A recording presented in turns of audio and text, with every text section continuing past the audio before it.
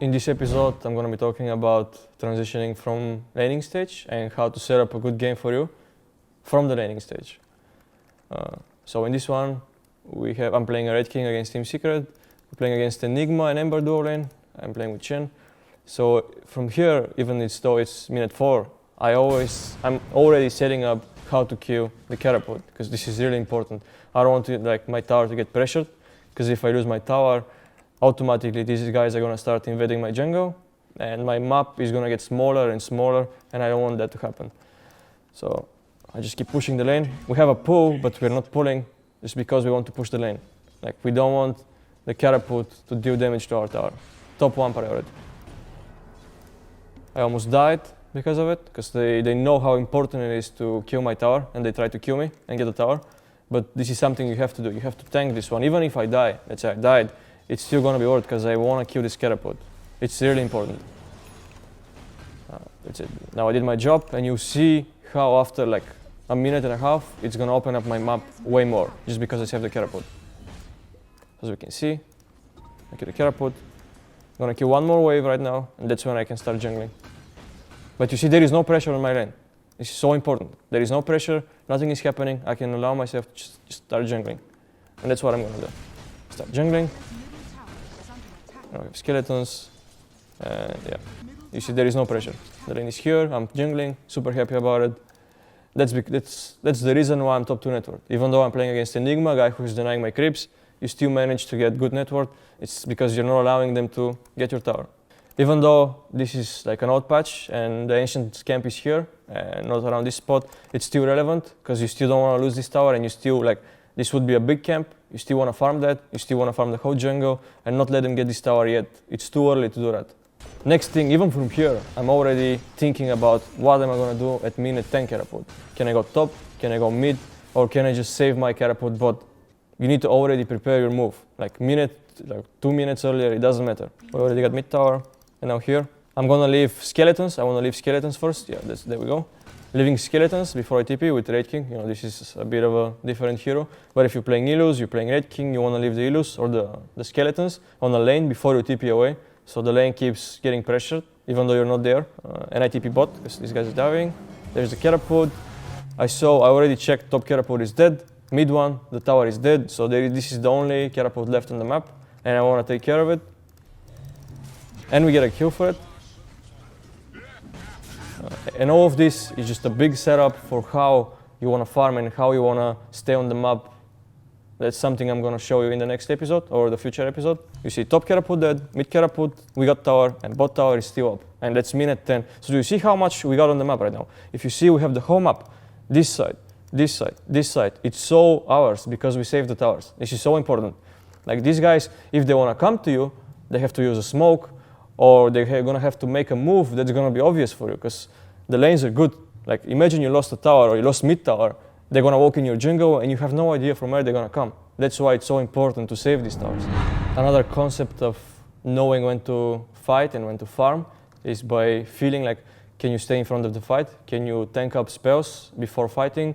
Or are you too weak to fight? Because sometimes you're going to be too fragile and you're going to die from anything that gets you, basically.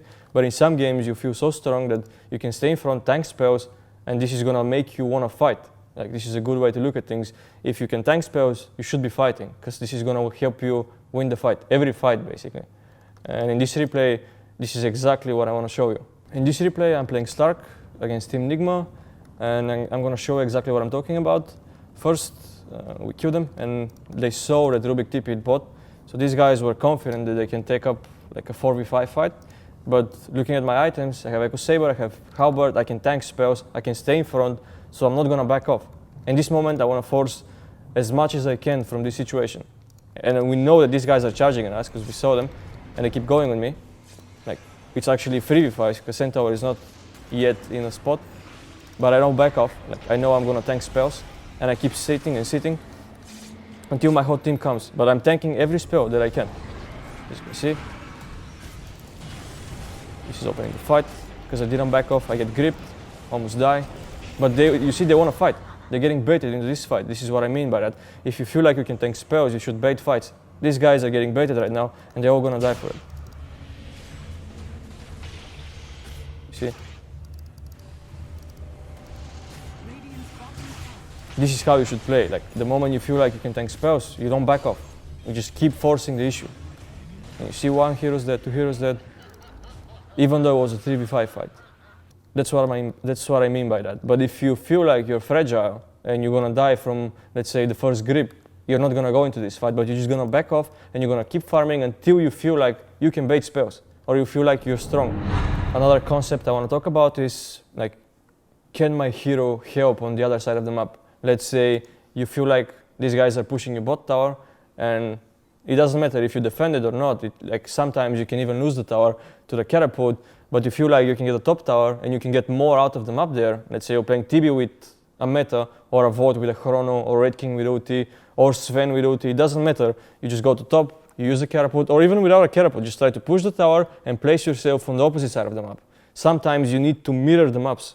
This is how you get, like, first of all, you're safe. Second, you get the more at least, than if you sit on the bot side of the map. You need to look at, is your team ready to help you? Because when the mirroring happens, usually it's gonna be like a few heroes at bot lane. Or imagine you're playing Radiant and you wanna save the bot tower, but your team is not ready to do it, right? So you wanna mirror already. You wanna find a new spot, because if they're committed to pushing bot, they're gonna take the rest of the map as well on the bot side. They're gonna take a few camps and you're not gonna be able to farm there. So you wanna mirror, you wanna look at the opposite side. And that's when you go, you just go there. Like if your team is not ready to help you, or if you don't have the resources, just don't do it and mirror the map. It's an easy concept how to farm properly. So how you can identify what a power spike is, it's usually, like, it could be level 12 ult, it could be level 2 ult, it could be an item, but most of the time it's an item. Like, for example, with Slark, the halberd could be a power spike, because the only way you die, for instance, is from light leaks, but with halberd, it kinda blocks everything. Or it could be you're playing an anti-mage and the only way you die is from silence, but you buy the manta, right? That's when you want to force the issue, because there is no way you die anymore. Or let's say you're playing a Void, or you're playing, doesn't matter what hero you're playing, and the enemies have mostly magical damage, and then you buy the BKB. So the moment you get this BKB, you want to either smoke or just force the issue as hard as you can, because you know that they cannot, like, fight you at all anymore. So that's kind of a way to look at how the power spike works. For instance, how you can, like, find the difference between, like, fighting and farming items. Let's say you're playing a Slark. No, it doesn't matter what hero you're playing, and you buy an item that doesn't improve your farm but just makes you tankier, for instance. You want to force the lanes. Like the moment you feel strong, the moment you get this item, doesn't matter what item it is, you want to force the lanes and force TPs, or just force them to be where you are. You don't want to go where they are. You want them to come to you. Like you're looking for a fight, right? So it could be you forcing a tier 2 tower or a tier 1 tower. Could be Rosh. You're just basically asking them to come to you, because you want to fight with this item. You don't want to just sit and farm jungle because the other guy, for instance, bought a Battle Fury, right? He's going to outfarm you. You don't want to do that. You want to force them to come to you. Basically, the most important thing about being a carry, I think, is, at least in the first 35 to 40, like 35 minutes, I would say, is that you know when to force a fight. Like that's what I mean by that, is that when you get these items, what people do wrong usually is when they buy an Echo Saber, they don't force the issue. They don't push this advantage. It doesn't have to be a big advantage. For instance, Echo Saber is not a big advantage, but it's an advantage that you want to use. So every time you get these small advantages, it could even be just one level ahead of the guys. Like it could be you being level 15 faster than everyone else, and you feel like this talent is going to help you, like, not die in the fight. You know what I mean? You want to use all these things. Like you want to push, like you want to force the issue as much as you can and always get more out of them, not just chill. Because most of the guys I notice that make mistakes, like they get Echo Saber or they get level 15, they get Ags, they don't force the issue. So they're just chilling and chilling and chilling. That's not how it works. You need to force it the moment you get it. You don't waste time. You don't waste even a second. You just go for it and you tell your team that this is what you're going to do. You need to explain to them that this is why you're doing it. So they're going to follow you. If you push the lanes good enough, you could smoke and go into a fight. If you haven't pushed the lanes good enough, you just force a tier 2 tower and force them to TP. That's when you can even move away from top and find another, like, pick off. It could be Rosh. It could be so many, like, for instance, like a rune fight. You know, let's say minute 16, you get a DD rune or a haste rune or a EV rune, you just go in like you don't care.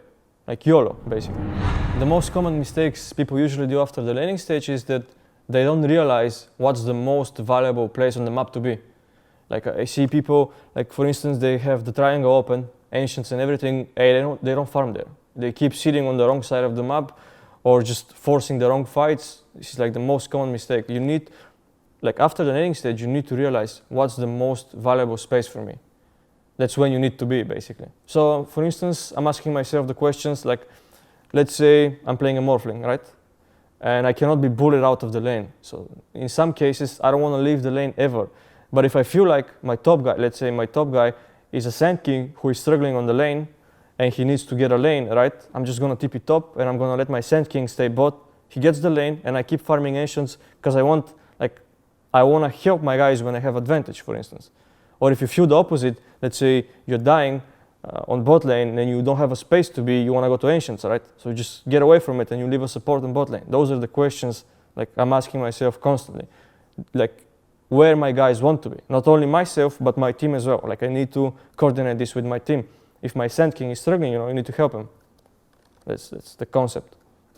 Let's say like a Sand King is having a bad game, or Brewmaster or Batrider is having a bad game, and you tell him that he should come bot, gets the lane like from you. Comes to your lane, let him lane there, he doesn't do it. Sometimes he doesn't agree with you, he wouldn't do it. So that's when you don't have a choice, and he keeps feeding, but that's nothing you can do anymore. If you offer your help to your offlaner or your mid guy and he doesn't listen to you and he keeps doing whatever he thinks is right, this doesn't matter. You still keep pushing the advantage on your own lane. You don't need to rotate anymore. You just keep doing what you're doing and ignore these guys, but you still have to offer them the help. You still need to tell them what's right, because even if they don't listen to you, you did the right job, right? Next game it's going to work out. You still have to do it. The most important thing, I feel like, transitioning from the laning stage is realizing where your place is on the map. And this happens by defending or pushing towers. It kind of gives you like help to where you want to be on the map. Sure, this is also the moment where you want to abuse the power spikes. It could be on your team, or you want to dodge the enemy power spikes. You don't want to fight into a Slark with Echo Saber or Halberd, for instance. You just want to chill until you feel strong enough. And yeah, you have to dodge the enemy power spikes as well.